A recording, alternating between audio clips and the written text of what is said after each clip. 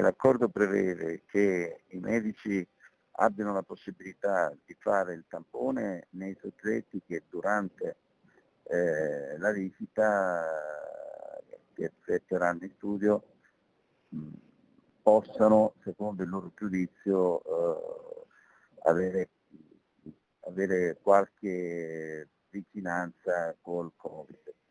E poi l'altra cosa importante è che faremo i tamponi per i contatti stretti dopo i famosi 10 giorni. Il medico padovano Domenico Crisarà parla mentre è in treno e sta rientrando da Roma. Il dottor Crisarà, segretario regionale della FIMG, infatti faceva parte della delegazione trattante che nelle scorse ore ha siglato l'accordo nazionale per effettuare negli studi medici tamponi rapidi per diagnosticare il Covid.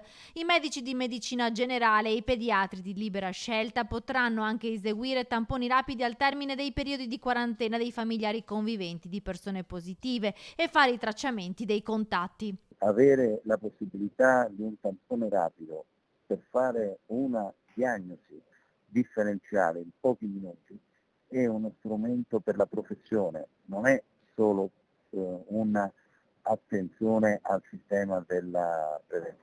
In Veneto i medici di medicina generale della Federazione Italiana Medici di Famiglia sono 2000 su 3350. Se ognuno facesse 5 tamponi al giorno si riuscirebbe a garantire 10.000 tamponi, ha precisato il governatore Luca Zaia, ma il numero potrebbe essere anche maggiore secondo la categoria. Io sono tra i 670 medici che avevano già aderito in termini volontari a questa cosa. Io personalmente in